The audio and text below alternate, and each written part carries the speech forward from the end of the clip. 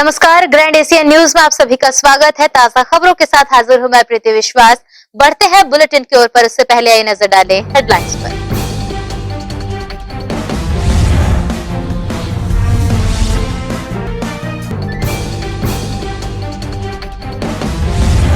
प्रथम वाहिनी दुर्ग में मनाया गया पुलिस स्मृति दिवस। लद्दाख में शहीद हुए वीर जवानों को दी गई श्रद्धांजलि। पुलिस के आला अधिकारी रहे मौजूद।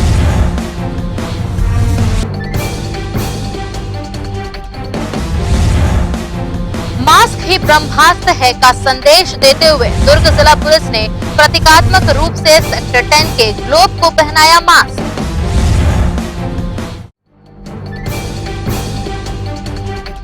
दुर्ग जिला पंचायत की पहल से आगामी दिनों संपन्न होगा बिहान मेला। मेले में शामिल होंगी 73 ग्राम पंचायतों की 1115 महिला स्व सहायता समूह की महिलाएं।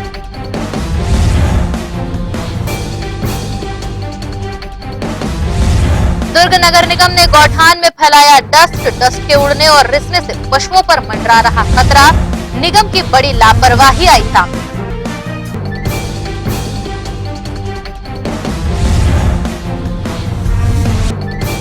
अब खबरें विस्तार से। प्रथम वाहिनी दुर्ग में 21 अक्टूबर पुलिस शहीद दिवस के अवसर पर दुर्ग पुलिस के द्वारा शहीद जवानों की याद में शहीद परेड किया गया। इस दौरान दुर्ग रेंज आईजी समेत पूरा पुलिस महकमा, दुर्ग लोकसभा सांसद विजय बघेल और शहीद परिवार शामिल हुए, जहां उन शहीदों को श्रद्धांजलि अर्पित की गई जिन्होंने देश के लिए अपना बलिदान दिया। इस दौरान सांसद विजय बघेल और आईजी ने शहीद परिवार से मुलाकात कर उनकी समस्याओं को सुना। बुधवार को हुए शहीद परेड को लेकर अपनी प्रतिक्रिया इस प्रकार दी गई।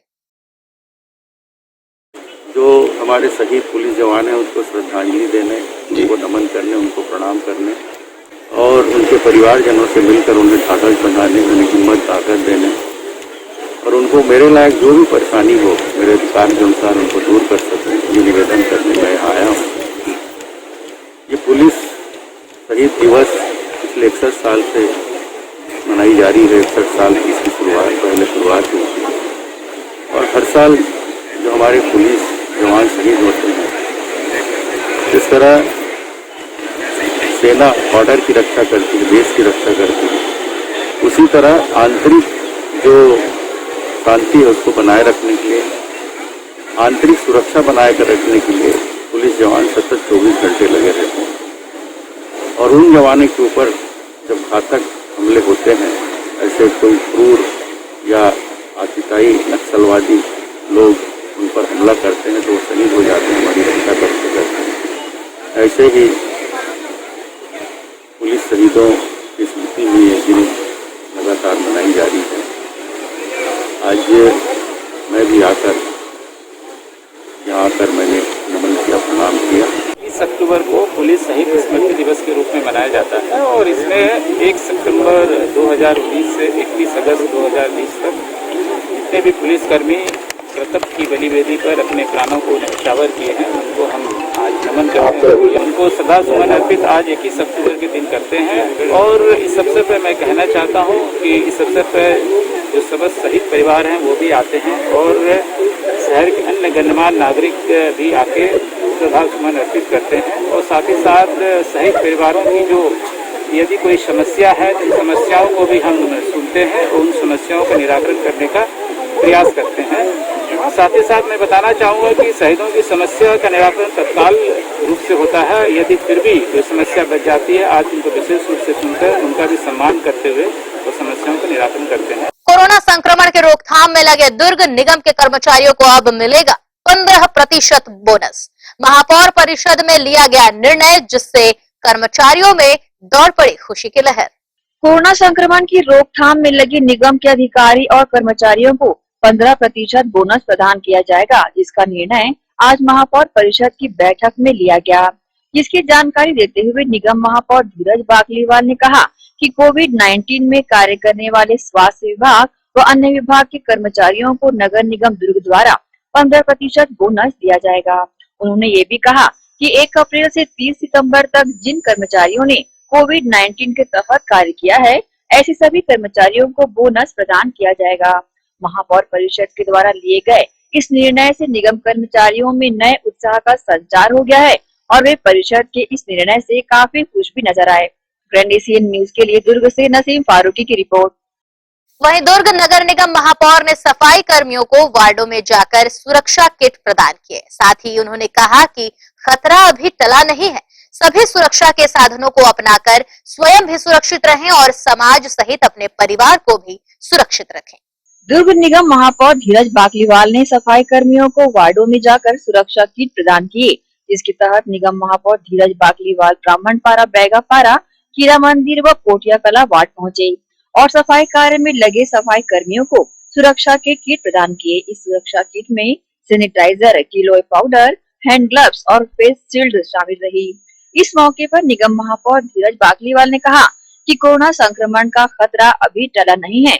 उन्होंने सुरक्षा के तमाम उपायों को इस्तेमाल करने की बातें कही। साथ ही सुरक्षा किट प्रदान करने के दौरान MIC प्रभारी मनदीप सिंह भाटिया, वार्ड पार्षद व नेता प्रतिपक्ष अजय वर्मा, श्रीमती गायत्री साहू, पूर्व पार्षद लक्ष्मी यादव, रवि सोनी, संजय धनकर, आनंद ताम्रकर सहित निगम के कर्मचारी व अधिकारी मौजूद रहे। ग्रैंड एशियन न्यूज के लिए दुर्ग से नसीम फारूकी की रिपोर्ट। दुर्ग निगम सभापति व प्रदेश कांग्रेस कमेटी के महामंत्री ने शेड निर्माण के लिए किया पुलगांव स्थित गौठान का निरीक्षण, वहीं जल्द बनेगा तीसरा शेड। दुर्ग नगर पालिका निगम के शहरी गौठान में शेड निर्माण के लिए निगम सभापति राजेश यादव व प्रदेश कांग्रेस कमेटी के महामंत्री राजेंद्र साहू ने पुलगांव स्थित गौठान का औचक निरीक्षण किया और दुर्ग निगम अधिकारियों को आवश्यक दिशा निर्देश दिए। गौरतलब है कि प्रदेश के यशस्वी मुख्यमंत्री भूपेश बघेल के जन्मदिन पर गौठान में शेड निर्माण कराने की बात कही गई थी, जिसे मूर्त रूप प्रदान करने आज निगम सभापति और प्रदेश कांग्रेस कमेटी के महामंत्री ने गौठान पहुंच और स्थान सुनिश्चित कर निगम अधिकारियों को आवश्यक दिशा निर्देश दिए। गौरतलब है कि पुलगांव स्थित गौठान में वर्तमान में 150 के करीब पशु हैं, जिनके लिए शेड का निर्माण किया जाना है। इस संदर्भ में सभापति व कांग्रेस महामंत्री ने न्यूज टीम को अपनी प्रतिक्रिया दी। ये 2 शेड नगर निगम के माध्यम से निर्माण कराया जा रहा है, जो कि एक तो पूर्णता पे है, दूसरे का भी काम चल रहा है, दूसरा भी शेड पूरा हो जाएगा। माननीय मुख्यमंत्री जी के जन्मदिन के अवसर पर सारे कांग्रेस जनों ने मिलकर निर्णय किया था गोवंश की सुरक्षा के लिए और उनकी आवश्यकता को ध्यान में रखते हुए एक शेड का निर्माण और किया जाए, जो आपस के सबके सहयोग से और प्रदेश कांग्रेस कमेटी के हमारे महामंत्री भाई श्री राजेंद्र साहू की पहल पे ये शेड का निर्माण सारे सहयोगी साथियों के माध्यम से किया जा रहा है और बहुत जल्द ही ये शेड का भी निर्माण हो जाएगा और गोवंश को हम सुविधा देने में सफल रहेंगे। काम तो यहाँ ठेकेदार 2-4 दिन में चालू कर देंगे और शेड का निर्माण हम लोग माननीय मुख्यमंत्री जी के जन्मदिन में घोषणा किए थे कि शेड का निर्माण किया जाएगा। उसको गति प्रदान करने के लिए हम लोग आज निरीक्षण करने आए हैं। बीच में बारिश की वजह से काम नहीं हो पाया था, लेकिन अभी तत्काल ठेकेदार को बुला के आज आदेश दे देंगे कि काम चालू किया जाए। पुलगांव स्थित बने गौठान में जिस तरह से पशुओं की बढ़ती संख्या और उनके रख रखाव के लिए शेड निर्माण की कमी देखे जाने के साथ ही अब जल्द ही तीसरे शेड का निर्माण कार्य शुरू किया जाएगा। अब देखना ये होगा कि इस गौठान पर रह रहे पशुओं की सुविधाओं के लिए क्या और बेहतर प्रयास किए जाएंगे। ग्रैंड एशियन न्यूज के लिए दुर्ग से नसीम फारूकी की रिपोर्ट। हमारी मांग हमारा भुगतान को लेकर पिछले 17 दिनों से हड़ताल पर बैठे नगर निगम भिलाई के ठेकेदारों का समर्थन छत्तीसगढ़ रजिस्टर्ड कॉन्ट्रैक्टर एसोसिएशन के पदाधिकारियों ने किया और नगर निगम आयुक्त से मिलकर भुगतान न हो पाने की स्थिति में हो रही परेशानियों से उन्हें अवगत कराया। नगर निगम क्षेत्र में विभिन्न विकास कार्यों से जुड़े निगम के ठेकेदारों का भुगतान काफी लंबे वक्त से नहीं किया गया है। इसकी वजह से इन्हें आर्थिक परेशानियों से जूझना पड़ रहा है। बुधवार को ठेकेदारों के पंडाल में पहुंचकर उनकी भुगतान संबंधी मांग को पूरा करने छत्तीसगढ़ रजिस्टर्ड कॉन्ट्रैक्टर एसोसिएशन के पदाधिकारी मौके पर पूरी टीम के साथ उपस्थित हुए और हड़ताल परिसर में बैठकर उनका समर्थन किया। पदाधिकारियों के दुर्ग से भिलाई पहुंचने पर नगर निगम भिलाई के ठेकेदारों द्वारा उनका स्वागत किया गया। एसोसिएशन के पदाधिकारियों ने अपनी प्रतिक्रिया दी। हमारा पूरा समर्थन है नगर निगम भिलाई ठेकेदार संघ को, जिनकी देयक का भुगतान पिछले 3 सालों से नहीं हुआ है और जीएसटी आर्थिक नोटबंदी ये सब होते हुए भी ठेकेदार एक रुपए के लिए मोहताज हो रहा है। लंबे वक्त से ठेकेदार जो है यहाँ का भिलाई निगम की हड़ताल पर है जी। चर्चाएं होती निगम आयुक्त से, लेकिन किसी तरह का सकारात्मक निर्णय देखने को नहीं मिल रहा है। हम भविष्य में नगर निगम ठेकेदार संघ के साथ बैठ के राज्यपाल ज्ञापन देंगे और विधानसभा अध्यक्ष से भी गुहार करेंगे। ऐसा जरूरत पड़ा प्रशासन से बातचीत करने के बाद हम काम बंद कर सकते हैं। और हमारा समर्थन नगर निगम भिलाई के ठेकेदारों को पूर्णतः कंधे से कंधे मिलाकर हम इस बात के लिए कोशिश करेंगे, प्रशासन से भी बात करेंगे कि इनका भुगतान जल्द से जल्द हो। 3 साल की जो परेशानी इन्होंने सही है, ये बहुत बड़ी परेशानी है। अभी जीएसटी वर्तमान में जो परेशानी आ रही है, जीएसटी है और आर्थिक परेशानी से मतलब इस प्रकार से अगर पेमेंट नहीं होगा ठेकेदार का तो शासन के सभी कार्य रुकेंगे, ये बात तय है। और ये बात प्रशासन अच्छे से जानता भी है। उसके बावजूद भी प्रशासन क्या कर रहा है कि इन लोगों को क्यों परेशान कर रहा है, ये हमारे समझ से बाहर है। जब काम कराया, टेंडर हुए, प्रक्रिया पूरी, आवंटन मिलता है, उसके बाद ही काम शुरू होते हैं, उसके बाद टेंडर प्रक्रिया होती है, फिर भुगतान किस बात पे रोका गया है, क्यों रोका गया, ये हमारे समझ से परे। ये पूरे हालात यहाँ नहीं, सिर्फ नगर निगम भिलाई में ज़्यादा स्थिति खराब है, बाकी जगह स्थिति खराब नहीं। हमारे लोक निर्माण विभाग में इस प्रकार के भुगतान की परेशानी नहीं है। और हम लोग अगर आवश्यकता हुई तो हमारे यहाँ संगठन हमारा जो है ये तय करेगा कि इनके साथ में हो सकेगा तो हम भी कार्य बंद करेंगे। भिलाई निगम ठेकेदार संघ के पदाधिकारी ने एसोसिएशन के समर्थन पर उनका आभार व्यक्त करते हुए अपनी प्रतिक्रिया दी। आज हमें छत्तीसगढ़ रजिस्टर्ड कॉन्ट्रैक्ट एसोसिएशन का समर्थन, हमारी मांग, हमारी भुगतान को लेकर उनके द्वारा दिया गया और मैं नगर पालिक निगम भिलाई ठेकेदार संघ की तरफ से छत्तीसगढ़ कॉन्ट्रैक्ट एसोसिएशन संघ का बहुत बहुत धन्यवाद करता हूँ, बहुत बहुत आभार देता हूँ कि जिन्होंने हमारे दुखों को समझा और हमारी मांगों को जायज़ बताते हुए उनके द्वारा हमें समर्थन दिया गया है। और हमारे कॉन्ट्रैक्टर एसोसिएशन संघ के अध्यक्ष के द्वारा आज आयुक्त महोदय से सार्थक चर्चा की जाएगी और हमारे भुगतान की मांग की जाएगी। पूरा नगर निगम भिलाई ठेकेदार संघ उनका हार्दिक स्वागत करता है और हार्दिक अभिनंदन करता है और दिल से आभार व्यक्त करता है। बहरहाल हमारी मांग, हमारा भुगतान को लेकर ठेकेदारों का प्रदर्शन जारी है। अब इन्हें छत्तीसगढ़ रजिस्टर्ड कॉन्ट्रैक्टर एसोसिएशन का समर्थन मिलने से इनमें एक नई ऊर्जा का संचार हुआ है।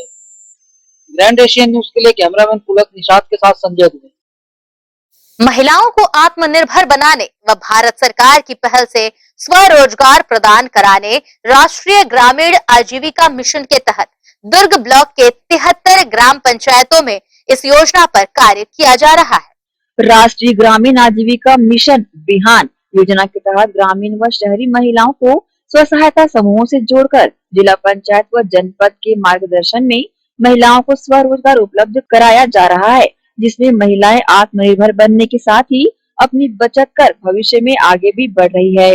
गौरतलब है कि शासन का उद्देश्य है कि महिलाएं आत्मनिर्भर बने, जिसके लिए उन्हें स्वरोजगार बनाने व अवसर प्रदान करने का मौका दिलाने दुर्ग जिला पंचायत सीईओ एस अशोक के मार्गदर्शन में सुनिश्चित किया जा रहा है। गौरतलब है कि दुर्ग जिले ने 3 ब्लॉक धमधा, पाटन और दुर्ग में इस योजनाओं पर कार्य किया है। वहीं दुर्ग ब्लॉक के 73 ग्राम पंचायत में 1115 स्व सहायता समूहों द्वारा कार्य किया जा रहा है, जिसमें ग्राम पुथरेल की नवज्योति स्व सहायता समूह, मातृशक्ति जन कल्याण समूह द्वारा आर्टिफिशियल ज्वेलरी, चूड़ी, राखी, हस्तशिल्प, रुई बत्ती, देवी माँ की चुनरी, बेडशीट, साड़ी इत्यादि वस्तुओं का निर्माण किया जा रहा है, जिसे शासन की योजनाओं के तहत आगामी दिनों में बिहान मेले पर इन उत्पादों का विक्रय करने स्टॉल भी लगाया जाएगा। इस संदर्भ में जिला पंचायत सीईओ ने न्यूज टीम को इस तरह की जानकारी दी है। दुर्ग जिले के तीनों विकास खंड पाटन, धमधा और दुर्ग तीनों जगहों पे महिला स्व सहायता समूह जो कि बिहान परियोजना के अंतर्गत कार्य कर रही हैं, इनके द्वारा विविध तरह के प्रोडक्ट्स तैयार किए जा रहे हैं। इसमें अधिकांश प्रोडक्ट इको फ्रेंडली हैं, जैसे गोबर के दिए हैं, गोबर से जो ग्वालिन की मूर्ति बनती है जो दिवाली में काम आता है। इसके पहले इन लोगों ने गोबर से ही गोबर और मिट्टी के मिश्रण से गणेश जी की प्रतिमा भी बनाई थी जो कि इको फ्रेंडली था। तो इस तरह से विविध उपयोग इनके द्वारा किए जा रहे हैं। इसके साथ साथ आप देखेंगे अभी जो नंदौरी में जो दिया बनाया जा रहा है, इसके देखते हुए इसके प्रभाव से अन्य स्थानों पे भी स्व सहायता समूह की महिलाओं ने दियों का निर्माण शुरू कर दिया, जिसके लिए हम दिवाली में बिहान बाजार लगाकर इसका विक्रय करेंगे। इसके साथ साथ ये लोग देवी की चुनरी बना रहे हैं और जो दिवाली में उपयोग होने दिए हैं, छत्तीसगढ़ी व्यंजन है, उसके साथ साथ हर्बल फिनाइल है, घरों में यूज़ होने वाला फिनाइल है, वो प्योरली हर्बल, उसमें केमिकल का उपयोग किए बगैर उसको तैयार किया जा रहा है। तो और ग्लिसरीन साबुन तो काफ़ी पहले यहाँ से चल रहा था, उसका काम हो रहा है। तो यहाँ की महिलाएं बहुत स्वावलंबी हैं। कुछ लोग सब्जी उत्पादन का भी काम कर रही हैं, उनका भी लोकल मार्केट में और आसपास के बाज़ारों में सीधा विक्रय हो जाता है। और समूह की अभी औसतन आय करीब 10 से 15 हज़ार रुपये उनको लाभांश प्राप्त हो जा रहा है। हमारे द्वारा आजीविका के क्षेत्र में जैसे हमारी योजनाएं हैं NRLM राष्ट्रीय ग्रामीण आजीविका मिशन, उसके तहत इन समूहों का गठन किया गया है। और साथ ही साथ इन्होंने जो आर्टिफिशियल ज्वेलरी बनाने का जो ट्रेनिंग लिया है, तो वो जनपद के माध्यम से देनार सिटी के माध्यम से लिया गया है। और उस ट्रेनिंग से इन्होंने नए नए अपने आइडिया लगाए और साथ ही ये हस्तशिल्प का भी कार्य करती हैं। तो हमने ये सोचा कि अगर ये हस्तशिल्प का कार्य शुरू से ही करते आ रही है, तो क्यों ना हम इनको आर्टिफिशियल ज्वेलरी का सिखाएं, जिससे वो अपने हस्तशिल्प में साड़ी वगैरह में डिजाइन का भी काम शुरू कर सके। कितनी समिति हैं और कितनी महिलाएं इसमें शामिल हैं? इसमें एक समूह से नवज्योति स्व सहायता समूह है, वो आर्टिफिशियल ज्वेलरी बनाने का ही काम करती है और इसमें 15 सदस्य जुड़े हुए हैं। इसके साथ ही जय मां काली समूह द्वारा रुई बत्ती बनाने का भी काम किया जा रहा है। और साथ ही साथ जो माता की चुनरी होती है, देवी माँ में जो चढ़ती है, वो भी इनके द्वारा सिलाई किया जा रहा है। तो इनसे ये अपने आजीविका को चला रहे हैं। वहीं स्व सहायता समूह की महिलाओं ने न्यूज टीम को इस तरह की जानकारी दी। दुर्ग से सलाह मिला था, सुझाव मिला था। उसके बाद हमें RCT भिलाई से प्रशिक्षण मिला और उसी प्रशिक्षण के आधार पे हमने कुछ नया करने का निर्णय लिया। और सोशल मीडिया में से जानकारी मिल जाती है, उसके बाद YouTube के माध्यम से फिर हमें जो जैसे डिजाइन बताते हैं उसके आधार पे हम हूबहू वही डिजाइन बना के दिखा देते हैं। सब महिलाओं को तो अच्छा लग रहा है बनाने में, और बहुत महिला भी हम लोग बनाएंगे करके बोल रहे थे आसपास के लोग। तो हम लोग खुद ही क्या क्या काम कर रहे हैं आप लोग? हम लोग हस्तशिल्प कला, ये साड़ी भी बनाए हैं, वही पेंटिंग से बनाए हैं। और ये चूड़ी है, नॉर्मल चूड़ी है, इसमें लोग धागा लगाए हैं और उसमें स्टोन वगैरह लगाए हैं। और झुमका भी बनाए हैं। जैसा जैसा जैसा साड़ी पहनते हैं वैसा सब मैचिंग चाहते हैं महिलाएं लोग, इसीलिए वैसा। कैसा लग रहा है ये सब काम करने में? ये सब काम करने में तो अच्छा लग रहा है। अच्छा। और राखी भी बनाए हैं, उसमें फायदा हुआ है। उस समय भी चूड़ी बनाए थे। 2017 में ये गोदना हस्तशिल्प का प्रशिक्षण ली हूँ, जिसमें मैं मास्टर ट्रेनर के रूप में निकली हूँ। और उसी के तहत मैं जंजगिरी, सिकोला, चंदखोरी, विनायकपुर में प्रशिक्षण देने भी जाती हूँ। और मेरे समूह में जो महिलाएं हैं वो भी ये कार्य करती हैं। किस किस तरह का कार्य होता है आपके समूह में? मेरे समूह में सर अपन जो प्रिंट, जो गोदना प्रिंट करते हैं, उसमें बेडशीट रहता है, स्कार्फ है, रुमाल है, साड़ी है, वही सब बनता है सर। बहरहाल महिलाओं को आत्मनिर्भर बनाने किया जा रहा प्रयास बेहद सराहनीय पहल है। महिलाएं जहां अपनी हस्तशिल्प की पारंगतता दिखाएगी, वहीं आत्मनिर्भर भी बनेगी।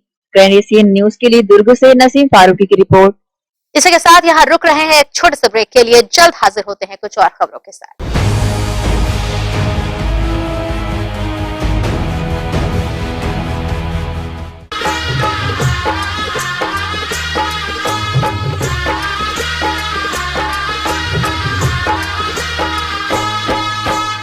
जयकारा शेरवाली दा।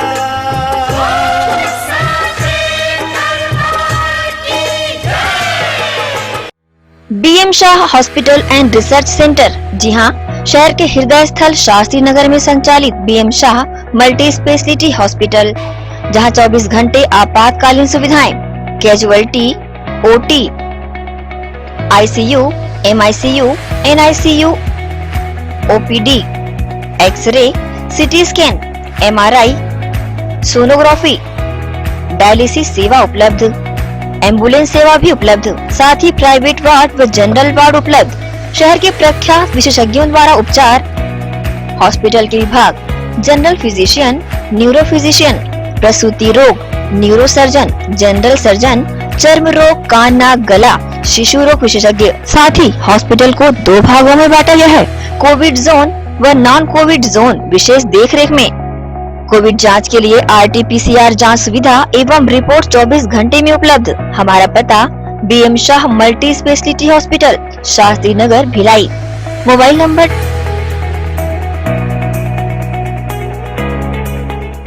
जश्न ईद मिलादुन नबी के मौके पर महिला सशक्तिकरण पर खास प्रोग्राम।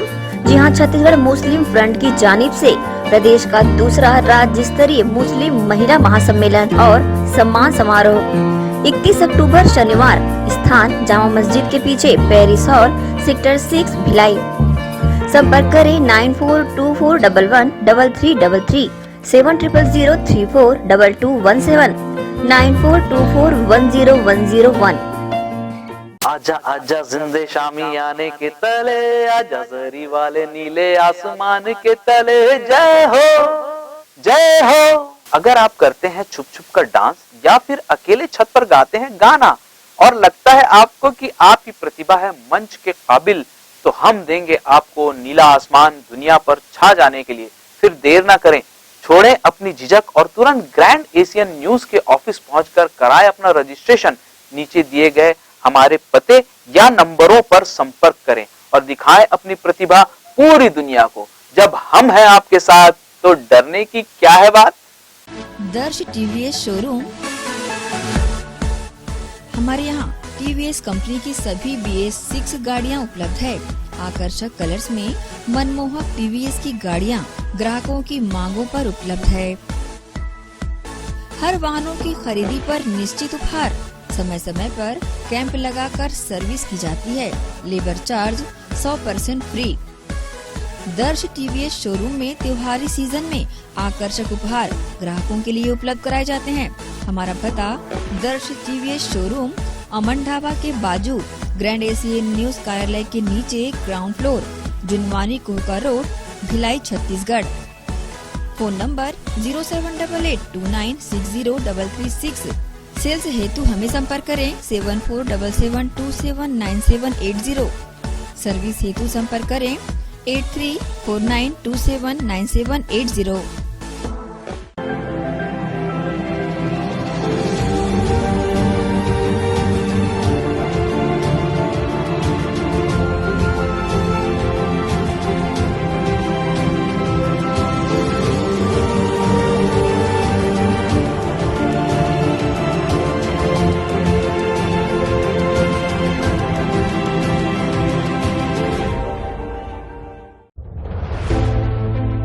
कोरोना के खिलाफ लड़ाई में हमारे देश के अनगिनत अनसंग हीरोज अपना अपना काम बखूबी अंजाम दे रहे हैं।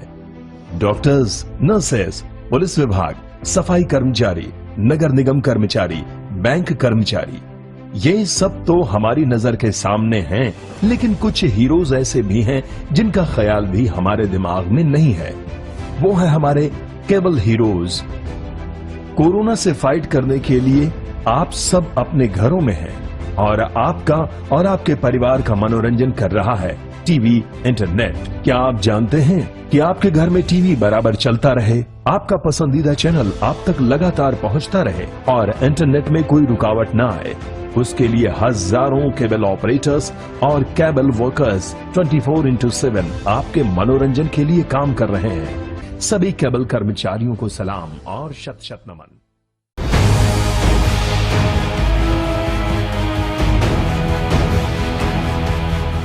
ब्रेक के बाद बुलेटिन में आप सबका स्वागत है। नवरात्र पर्व के पावन अवसर पर हर साल की तरह इस साल भी दुर्ग कादम्बरी नगर स्थित दुर्गा मंदिर में ज्योत प्रज्वलित की गई है। मंदिर के पुजारी MP शर्मा द्वारा बताया गया कि यह आयोजन बीते 25 वर्ष पूर्व से किया जा रहा है। इस बार कोरोना महामारी को देखते हुए शासन की गाइडलाइन के अनुसार मंदिर प्रांगण में केवल दर्शन ही करने दिए जा रहे हैं, वह भी भक्तों की संख्या को नियंत्रण में रखते हुए। विगत 25 वर्षों से श्री दुर्गा मंदिर की स्थापना की गई थी।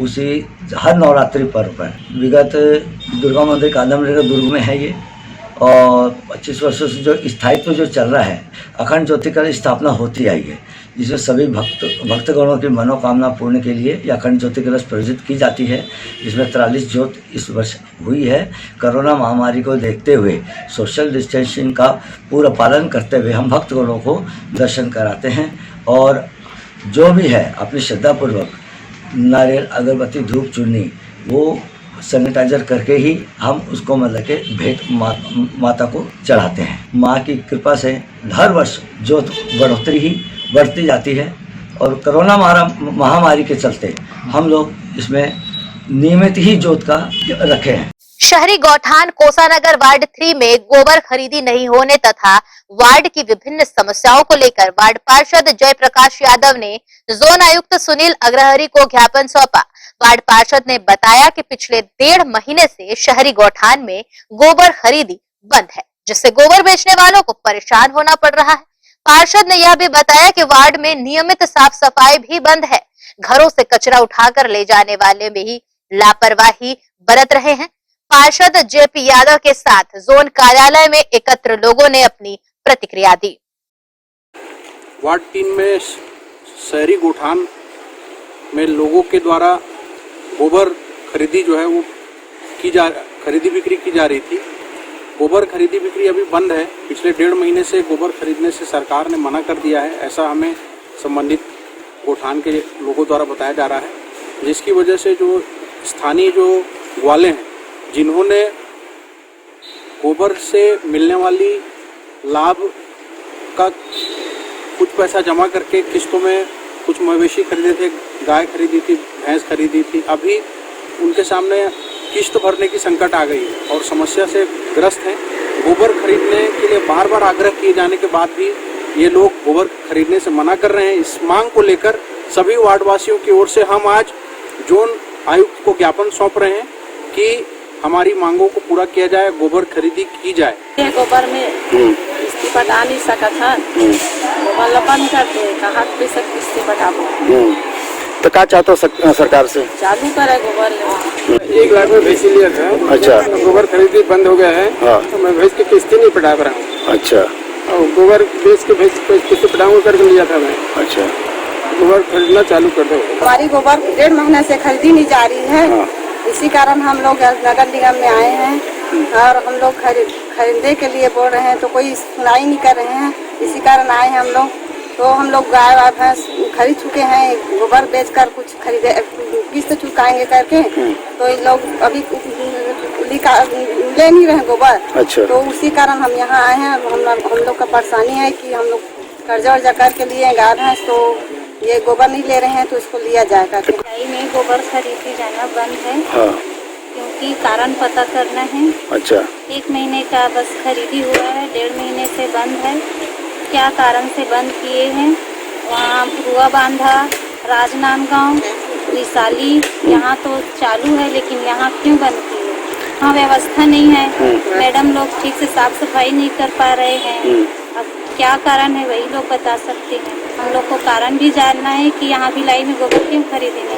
नवरात्रि पर्व की बधाई देने लगाए गए फ्लैक्स को किन्हीं अज्ञात तत्वों द्वारा क्षति पहुंचाने के विरोध में स्थानीय युवाओं ने नाराजगी जताते हुए पुलिस अधीक्षक से अज्ञात आरोपियों के खिलाफ मामला दर्ज कर सख्त कार्रवाई करने की मांग की।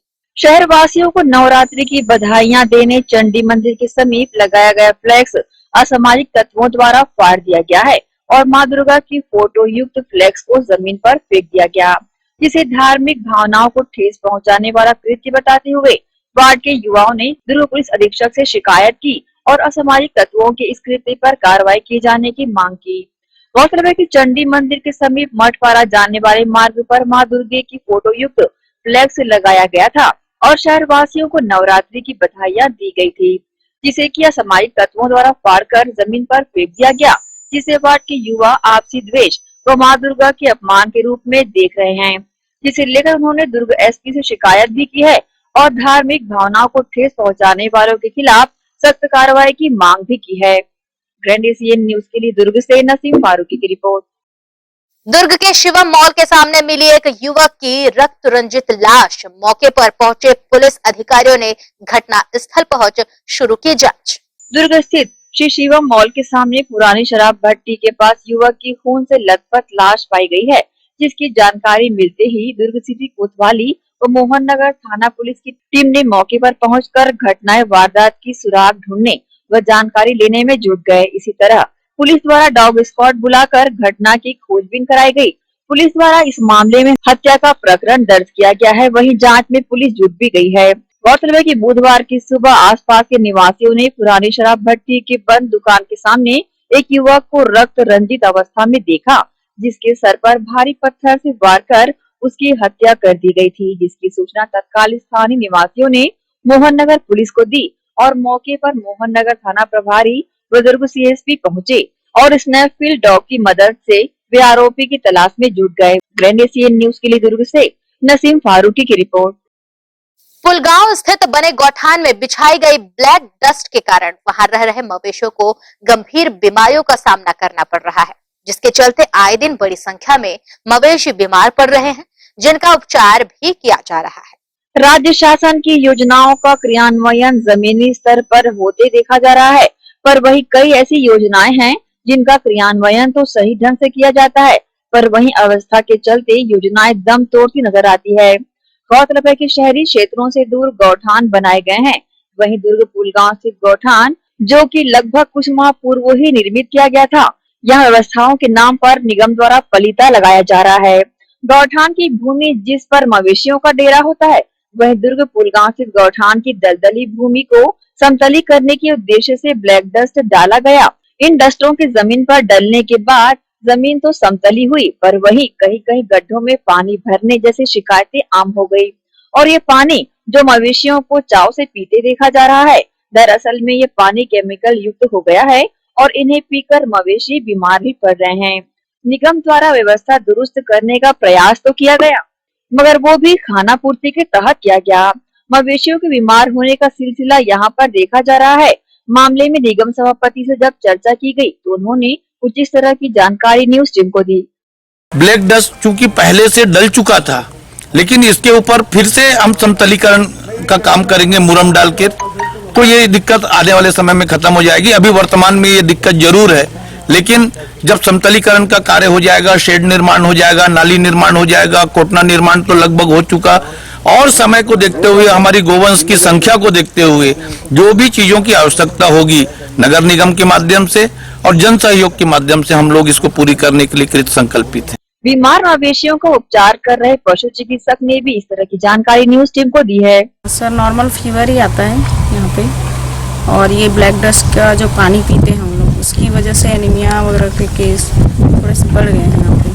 मवेशियों की देख रेख कर रहे लोगों ने भी मिलीजुली प्रतिक्रिया मामले में दी है। अभी मेरे पास में 152 गाय बछड़ू सब मिला जुला के है, जिसमें से 98% स्वस्थ जानवर है, 2% में एक्सीडेंटल और कुछ गाय किसी कारणवश बीमार पड़ जाती है, वो है।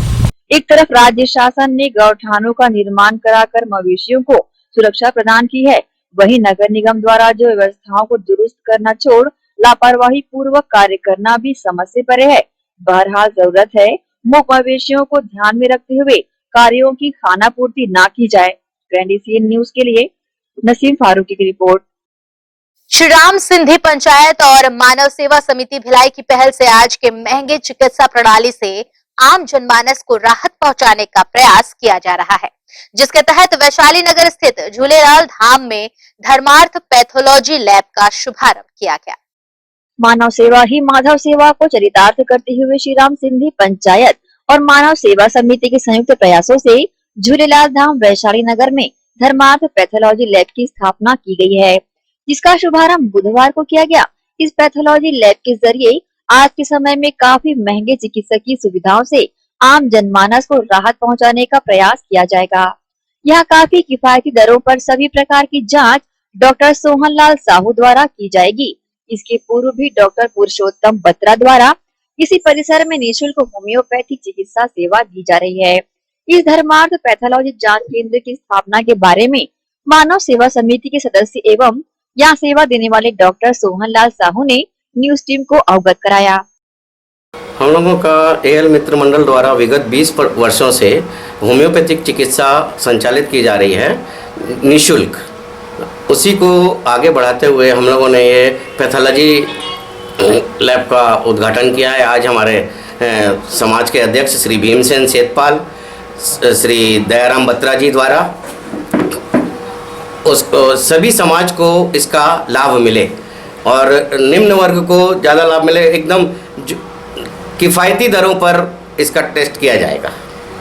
अगर कोई ऐसे मरीज आते हैं जो बिल्कुल भी निर्धन है, बिल्कुल भी पैसे नहीं है, उनके लिए किस तरह से आप लोग सहयोग करेंगे? उनको भी सहयोग करेंगे, कोई बात नहीं, उनको भी हम निःशुल्क कर देंगे। इसका मुख्य उद्देश्य है कि आज के परिवेश में चिकित्सा इतना महंगा हो गया है, जिसके कारण आम जनता, गरीब आदमी जो है तो उसका पूरा स्वास्थ्य लाभ नहीं ले पाता है। तो उसी को रखते, उसी का मैं ध्यान देते हुए कि एकदम नॉमिनल चार्ज में, है ना, ये स्वास्थ्य गरीब जनता को मिल पाए, इसी उद्देश्य से श्री राम सिंधी पंचायत के तत्वाधान में ये चालू किया गया है। देश प्रदेश में मिलने वाली चिकित्सा सुविधाएं दिनों दिन महंगी होती जा रही है। ऐसे में श्री राम सिंधी पंचायत और मानव सेवा समिति द्वारा स्थापित किया गया धर्मार्थ पैथोलॉजी जांच केंद्र आम जनमानस के लिए काफी कारगर साबित होगा, ऐसे कयास लगाए जा रहे हैं। ग्रैंड एशियन न्यूज के लिए भिलाई से संतोष शर्मा की रिपोर्ट। इसी के साथ यहाँ रुकेंगे एक और छोटे से ब्रेक के लिए। ताजा खबरों के लिए देखते रहिए ग्रैंड एशियन न्यूज।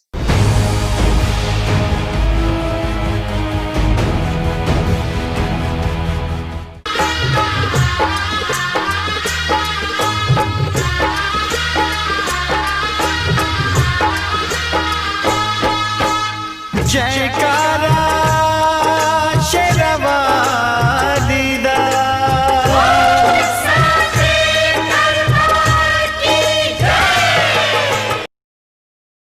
भिलाई के प्रमुख स्थल पावर हाउस में स्थित होटल शिव प्रभा इन एवं town king the family restaurant नवीन साज सज्जा एवं आधुनिक सुविधाओं से लैस। हमारी विशेषताएं: economic suite, executive suite, premium suite and presidential suite. Town king the family restaurant, लाजवाब स्वाद से भरपूर नाश्ते एवं भोजन की उत्तम व्यवस्था। Banquet hall, party hall, conference hall, free Wi-Fi internet, new elevator, travel assistance, safe deposit vault and godown, special tariff plan for corporate, marriage and other functions. Online booking facilities available. Sweet home away from home. Powerhouse railway station व bus stand से मात्र 500 metre पर स्थित hotel Shiv Prabha inn and town king the family restaurant 46 T market अपना KC laws के बाजू में। Power house Bhilai. Contact 98932 15251 और 8966 981590।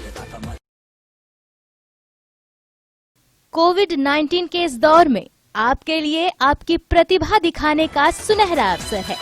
जी हाँ, ग्रैंड एशियन न्यूज के माध्यम से आपका सबके दिलों तक पहुंचने का सुनहरा अवसर है एक्सप्रेस योर टैलेंट।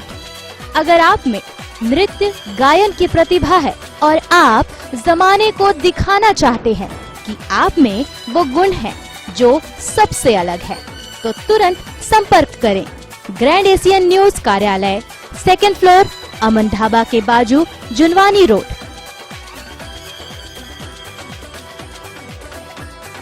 नियम एवं शर्तें लागू।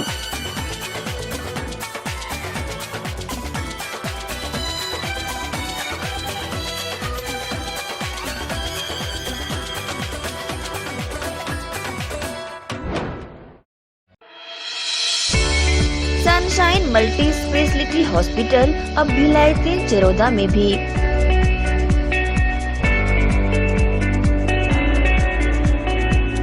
हॉस्पिटल में उपलब्ध सुविधाएं: 24 घंटे emergency ICU, NICU, PICU, ambulance सुविधा उपलब्ध। साथ ही OT, labour room, pathology, OPD, endoscopy, bronchoscopy, x-ray, echo TMT, casualty, साथ ही सर्व सुविधा युक्त प्राइवेट वार्ड उपलब्ध है। जनरल वार्ड, सोनोग्राफी व वेंटिलेटर उपलब्ध। सनशाइन मल्टी स्पेशलिटी हॉस्पिटल, हमारा पता IDBI बैंक के सामने, north Vasundhara Nagar, Bhilai 3 Charoda. Phone number 77298811 77298822।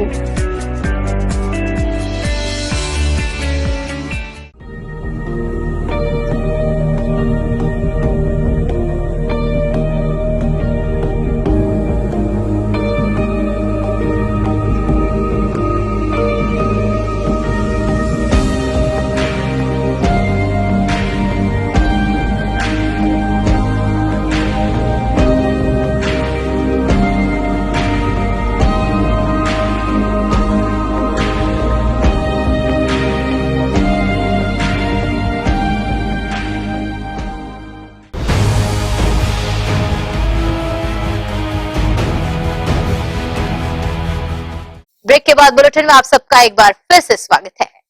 Police अधीक्षक प्रशांत ठाकुर के निर्देशानुसार दुर्ग जिला पुलिस द्वारा जुआ, सट्टा, अवैध शराब के कारोबार पर अंकुश लगाने लगातार अभियान चलाया जा रहा है। इसी कड़ी में मोहन नगर पुलिस ने मंगलवार की रात मुखबिर की सूचना पर धमधा रोड स्थित महिमा अस्पताल के समीप आईपीएल सट्टा पट्टी लिखने में लिप्त 2 आरोपियों रोशन लाल देवांगन व राकेश देवांगन को पकड़कर उनके पास से 18,000 रुपए नगद, 4 नग मोबाइल, एक इंडिका कार, टीवी, कुल मशरूका 9 लाख रुपए व लाखों की सट्टा पट्टी बरामद की गई है। मोहन नगर पुलिस द्वारा आरोपियों के खिलाफ सट्टा एक्ट के तहत कार्रवाई की गई। विश्वव्यापी कोरोना संक्रमण के विरुद्ध मास्क ही ब्रह्मास्त्र है का संदेश देने दुर्ग पुलिस द्वारा अब तक का सबसे बड़ा मास्क बनाकर कीर्तिमान रचा गया। भिलाई के सेक्टर 10 स्थित ग्लोब चौक को प्रतीकात्मक रूप से मास्क पहनाकर नागरिकों को इस कोरोना काल में मास्क पहनने की अपील दुर्ग रेंज के आईजी विवेकानंद सिन्हा द्वारा की गई। लोगों को मास्क के प्रति जागरूक करने दुर्ग पुलिस द्वारा सराहनीय कदम उठाया गया है। करीबन 200 स्क्वायर फीट बड़ा मास्क ग्लोब चौक के ग्लोब पर लगाया गया है। इसे बनाने के लिए शहर के ही मजे हुए कारीगरों को काम में लगाया गया। इसका इंस्टॉलेशन आसान नहीं था, लेकिन भिलाई स्टील प्लांट जिसने अपने बनाए रेल पास से विश्व को 10 से अधिक बार लपेट चुका है, इन्होंने इस काम को बखूबी निभाया है। यह मास्क दुनिया भर में कोरोना संक्रमण से लड़ने के लिए लोगों को मनोबल बढ़ाएगा। इस मास्क के इंस्टॉलेशन के संबंध में दुर्ग पुलिस की मंशा थी कि वैश्विक महामारी में मास्क लगाकर फिजिकल डिस्टेंस का पालन और समय समय पर हाथ धोकर ही हम कोरोना महामारी से बच सकते हैं। वहीं दुर्ग रेंज के आईजी विवेकानंद सिन्हा ने भी अपनी प्रतिक्रिया देते हुए कहा कि आने वाले दिनों में कई त्योहार आएंगे, बाजार में भीड़ भाड़ होगी, इस वजह से मास्क काफी जरूरी है। बीमारी का अभी जो समय है, इसके बचने के 3 आसान तरीके हैं और समय समय पर इसके प्रति लोगों को जागरूक किया जा रहा है। और आज का जो कार्यक्रम है उसी जागरूकता को लेके है कि किस प्रकार अपने आप को कोरोना महामारी से बचा सकते हैं। इसका जो सबसे 3 आसान तरीके हैं कि सबसे पहले जब भी घर से बाहर निकलें तो मास्क पहन के निकलें। जैसे कि पहले रोड एक्सीडेंट के बारे में कहते थे, जब भी आप घर से मोटरसाइकिल पे बाहर निकलें तो हेलमेट पहन के बाहर निकलें। उसी प्रकार अभी कोरोना महामारी से बचने के लिए जब भी घर से बाहर निकलें तो मास्क पहन के निकलें। तो यही लोगों को बताने के लिए, लोगों को जागरूक करने के लिए कि कितना आसान तरीका है, अपने फेस को ढक के बाहर निकलिए तो कोरोना से बच सकते हैं। दूसरा जो आसान तरीका है, अपने हाथ को हमेशा समय समय पर आप साफ करते रहें, सैनिटाइज करते रहें, या तो साबुन से धोकर या सैनिटाइजर के माध्यम से अपने हाथ को सफाई करते रहें, उसको सैनिटाइज करते रहें। तीसरा जो सबसे आसान तरीका है, जो सोशल डिस्टेंसिंग और फिजिकल डिस्टेंसिंग, 2 गज की दूरी, 6 फीट की दूरी आपस में बनाए रखें, जिससे कि आप कोरोना महामारी को हरा सकते हैं। क्योंकि अभी कोरोना का कोई वैक्सीन नहीं है, कोई दवाई नहीं है, इसलिए ये 3 सबसे आसान तरीका अगर इसको अपने जीवन में अपनाएंगे तो निश्चय ही कोरोना महामारी से आप अपने आप को बचा पाएंगे। साथ ही साथ आपके माध्यम से मैं अपील करता हूँ सभी लोगों से कि अभी त्यौहार का सीजन है, फेस्टिवल सीजन है, इसमें मार्केट में चहल पहल रहती है और ये जो फेस्टिवल का सीजन है अभी अक्टूबर से लेके दिसंबर तक चलेगा। इसलिए आप सभी लोग जब भी घर से बाहर निकलें इन 3 चीज़ों का, मास्क, हाथ को समय समय पर साफ करते रहें और तीसरा सोशल और फिजिकल डिस्टेंसिंग को बनाए रखें, जिससे कि निश्चय ही आप कोरोना की महामारी से बच सकते हैं और इसको हरा सकते हैं। तो आपके माध्यम से मैं यही अपील करता हूँ कि आप इसको पालन करें। दुर्ग पुलिस समय समय पर इस कोरोना महामारी से बचने जागरूकता भरे संदेश दे रही है। बस अब जरूरी है कि लोग अपने जहन में बैठा ले कि मास्क ही बचने का फिलहाल एकमात्र उपाय है। ग्रैंड एशिया न्यूज के लिए भिलाई से रॉबिन मलिक ठाकुर की रिपोर्ट। वहीं महापौर एवं भिलाई नगर के विधायक देवेंद्र यादव ने कोसा नाला की निचली बस्तियों का निरीक्षण किया। नाले के आसपास क्षेत्र के रहवासियों से बारिश में होने वाले जल भराव की परेशानियों को लेकर चर्चा की और उन्हें आश्वस्त कराया कि रिटेनिंग वॉल का निर्माण पूरा होने के पश्चात निचली बस्तियों में पानी भरने की समस्या से निजात मिलेगा। महापौर देवेंद्र यादव ने जोन 1 के आयुक्त सुनील अग्रहरी से पूरी कार्य योजना की जानकारी ली और नाले के किनारे क्षेत्रों का पैदल भ्रमण किया। छत्तीसगढ़ प्रदेश का भिलाई शहर जाना जाता है यहाँ की प्रतिमाओं के लिए और प्रतिमाएं भी ऐसी जो अचंभित कर सबका मन मोह ले। ऐसी एक प्रतिमा चित्रकला भी है जिसमें खुर्सीपार निवासी संजना प्रसाद ने काफी कम समय में महारत हासिल कर ली है। हमारी न्यूज टीम ने भी संजना प्रसाद से जाना कि चित्रकला में उनका सम्मान कैसे हुआ और इस कला के क्षेत्र में वह क्या करना चाहती हैं। ये कौन चित्रकार है, ये कौन चित्रकार, ये कौन चित्रकार है, ये कौन चित्रकार है, ये कौन चित्रकार। जी हाँ, ये चित्रकार है संजना प्रसाद, जो कि खुर्सीपार में निवास करती है। उन्होंने अपनी स्कूली शिक्षा बीएसपी कन्याशाला खुर्सीपार से पूरी की है। उसके बाद अब इनका कॉमर्स में बैचलर डिग्री पूर्ण हो चुका है। इस दौरान कोविड-19 के संक्रमण की वजह से देश और प्रदेश में लॉकडाउन लग गया था, जिसके बाद इस लॉकडाउन का फायदा उठाते हुए संजना ने अपने अंदर छिपी कलाकृति बनाने की प्रतिभा को निखारने का सोचा और आज ये इस विधा में इतनी पारंगत हो चुकी है कि इस विधा से जन उपार्जन करने में भी सफल हो रही है। हमने इनसे जाना इतनी अच्छा कलाकृति बनाने के पीछे किन किन का सहयोग इन्हें प्राप्त हुआ है। अभी तो जस्ट मेरा बीकॉम 3rd ईयर का एग्ज़ाम कंप्लीट हुआ है। लॉकडाउन में मैंने घर में ही बैठ के एग्ज़ाम दिया है। B Com 3rd year final year. अच्छा, आप बीकॉम कंप्लीट हो चुका है आपका? इसी साल। जैसा हम देख पा रहे हैं कि आप इतना अच्छा फाइन आर्ट करती हैं, काफ़ी पोर्ट्रेट्स में आपका ज़्यादा रुझान दिखता है, तो इतने अच्छा कला कैसे आपके अंदर आया, कब से कर रही हैं? और इस कैनवास, पेंसिल और कलर की बात करें, ब्रश की बात करें, तो कब से आपका नाता जुड़ा इससे? वो तो मैं बचपन से ही बनाती थी। आर्ट्स काफ़ी इंटरेस्ट था मुझे, but not as a career. मैं ऐसे ही प्रैक्टिस करती रहती घर में, बट जब लॉकडाउन स्टार्ट हुआ तो मुझे लगा कि मैं एज अ करियर भी इसे चूज़ कर सकती हूँ। मुझे ज़्यादा टाइम मिला प्रैक्टिस करने के लिए उस बीच, तो हाँ, उस बीच मैंने ज़्यादा ही कुछ प्रैक्टिस की, इसीलिए मैंने इसको एज अ करियर चूज़ भी कर लिया काफ़ी। जैसा आपने बताया कि आपकी बैचलर डिग्री कॉमर्स से हुई है, तो कॉमर्स की डिग्री और हाथों में फाइन आर्ट कैसे संभव हो सकता है? फाइन आर्ट्स तो खैर वो तो बचपन से ही था, फैमिली में भी सब काफ़ी अच्छा बनाते हैं मेरे, तो हाँ मैं यही बोल सकती हूँ कि उन्हीं से मुझे बनाने की ये कला मिली है। मेरे पापा भी काफ़ी अच्छा आर्ट्स बनाते हैं, उन्हें वो मूर्ति भी काफ़ी अच्छे बनाते थे पहले। मेरे चाचा भी काफ़ी अच्छे पेंटिंग करते थे, तो आई होप मेरी फैमिली से ही मुझे ये कला मिली है।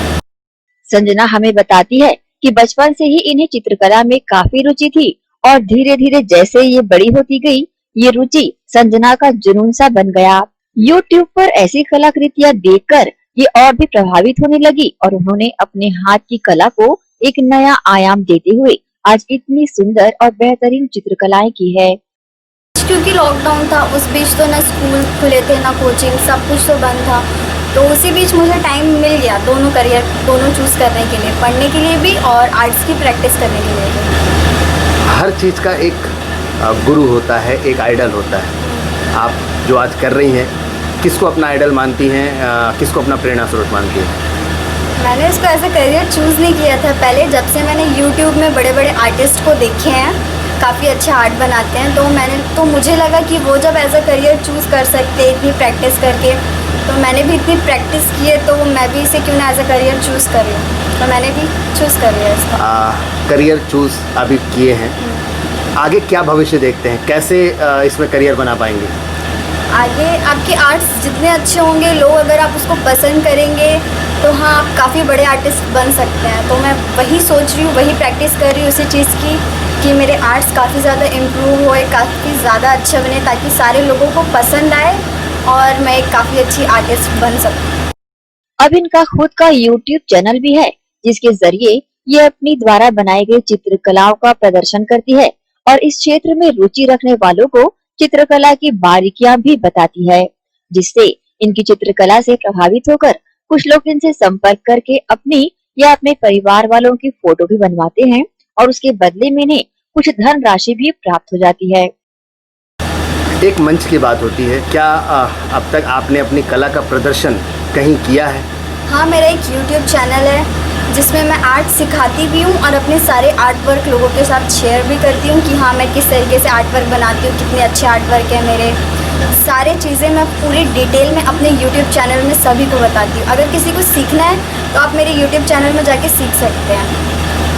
YouTube चैनल आपने बनाया है, अपने जो भी प्रोडक्ट्स, जो भी आपके जो डिज़ाइन हैं, कला है उसको आप उसमें कर रही हैं, उससे क्या कुछ फ़ायदा हो रहा है? कुछ अर्निंग का अब तक कुछ व्यवस्था हो पाया इससे? अभी तक तो अर्निंग का कोई आया नहीं है, क्योंकि अभी जस्ट 2 मंथ हुए होंगे मेरे यूट्यूब चैनल को। मेरी अर्निंग तो सिर्फ पोर्ट्रेट बना के ही होती है। लोग मुझे जो पोर्ट्रेट बनाने के लिए देते हैं, स्केच बनाने के लिए देते हैं, मेरी अर्निंग अभी तो उसी से होती है। यूट्यूब से तो अभी कुछ भी अर्निंग नहीं हो रही है, बस लोगों को सिखाने के लिए और दिखाने के लिए अपने आर्ट पर। इस माध्यम से जब आप बोल रहे हो करियर चूज़ करना है, कहाँ तक जाना चाहेंगी? क्या सोच रखती हैं कि आपको इसके थ्रू कहाँ तक जाना है? मैं तो ये चाहती हूँ मैं काफ़ी अच्छे आर्ट वर्क बनाऊँ, काफ़ी इम्प्रूव करके मेरे जो आर्ट वर्क है वो इंडिया में काफ़ी ज़्यादा फेमस हो। इंडिया में ही नहीं, मैं अदर कंट्रीज़ में भी अपने सारे आर्ट वर्क को फेमस करना चाहती हूँ। इतनी प्रैक्टिस करना चाहती हूँ कि वो हो सके। चलिए, आपके हम उम्र जो साथी हैं, जिस प्रकार आपने कॉमर्स की पढ़ाई की है और उसके बाद उसके साथ साथ आपने ये आर्ट में अपना ध्यान लगाया है, अपने हम उम्र को क्या कुछ कहना चाहेंगी, सीख देना चाहेंगी अपने दोस्तों को, अपने कलीग्स को? वो सारे भी काफ़ी टैलेंटेड ही है, काफ़ी कुछ उन्हें भी आता है। जैसे मुझे आर्ट्स बनाने आते हैं तो उनको भी काफ़ी सारे सजावट के सामान बनाने आते हैं। मैंने देखा है, मेरे फ्रेंड्स ने भी मेरा देख के यूट्यूब चैनल ओपन किया है, उनके भी काफ़ी अच्छे अच्छे आर्ट वर्क्स हैं, आप उनको भी देख सकते हैं। इसलिए मैं उन्हें क्या बताऊँ। कुछ लोग जिनके अंदर ऐसी प्रतिभा छुपी होती है लेकिन वो पढ़ाई की वजह से या हिचक की वजह से उस प्रतिभा को सामने नहीं ला पाते हैं, उनको क्या सीख देना चाहेंगे? आप उसको छुपाइए मत, अगर आपके पास है तो सामने लाइए, मीन्स इम्प्रूव करिए। कुछ नहीं तो आप अगर आप उस चीज़ को करना चाहते हैं तो आप कुछ भी करके उसके लिए टाइम निकाल सकते हैं।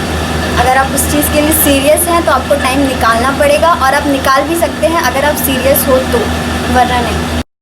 संजना के पिता राजेश प्रसाद भी अपनी पुत्री की इस चित्रकला की प्रतिभा से काफी प्रभावित हैं। वह खुद भी एक अच्छे मूर्तिकार हैं और इनके पारिवारिक सदस्यों में भी इस कला से जुड़ी हुई अन्य विधाएं भी देखने को मिलती है। संजना के पिता अपनी पुत्री के इस लक्ष्य को सार्थक बनाने में कोई कसर नहीं छोड़ना चाहते। उसकी इच्छा है और मैं उसकी इच्छा के साथ जाना चाहूँगा ना, उसकी पूरा सपोर्ट करूँगा। कब से उसको ऐसा आप लोगों की तरफ से किस तरह से उसको इसको करियर में सपोर्ट किया जाता है, उसके आर्ट की तरफ को लेकर के? जब भी कोई भी उसको ज़रूरत रहता है, कोई भी चीज़ है, पापा बोलती है मेरे को कि ये चाहिए, मेरे को वो चाहिए, मैं सारा चीज़ उसको प्रोवाइड कराता हूँ, हर चीज़ उसके ला के देता हूँ उसके लिए, ताकि वो अच्छा से अच्छा बना सके। अगर इनकी शिक्षा की बात करें तो स्कूली शिक्षा इनकी कहाँ से हुई है? BSP स्कूल अपना खुर्सी पार्क जोन 3 से। तो अगर ये जैसा इनका एम है कि ये बहुत अच्छी एक आर्टिस्ट बने, तो इनके सफ़र में और किस तरह का आपका योगदान रहेगा? जितना हो सके मैं अपना पूरा योगदान दूंगा इसके पूरे उसमें। आप खुश हैं इनकी इस कला से? मैं बहुत खुश हूँ। कहीं आपको ऐसा कमी नहीं लगता कि बच्चे डॉक्टर बनते, इंजीनियर बनते तो कुछ ज़्यादा अर्निंग होती, ज़्यादा कमाई होती, ऐसा कभी जहन में नहीं आता? ऐसा तो मेरे को कभी नहीं लगा है। मैं तो चाहूँगा कि जो जिसके अंदर है कला, या जो जिसके अंदर है, जो चाहता है वो करे, उस हिसाब से वो करते हैं। जैसा आपने अपनी बेटी के अंदर की कला को देख करके उसे उभारा, अन्य माता पिता को क्या सीख देना चाहेंगे जो इस तरह का काम नहीं कर पाते हैं? नहीं, मैं ये सीख देना चाहूँगा कि अपने बच्चों का कैरियर अगर देखना है तो उसको ये देखना चाहिए कि उसमें उसको किस में दिलचस्पी है, उस हिसाब से वो अपना उसको सपोर्ट करे, ना कि ज़बरदस्ती उसको ये बनाना है वो बनाना है ऐसा करे। वैसे भी भिलाई अपने हुनरमंदों की वजह से हमेशा से इस विश्व के पटल पर अपनी अमिट छाप छोड़ता आ रहा है और अब इसमें संजना प्रसाद का भी नाम शामिल हो गया है।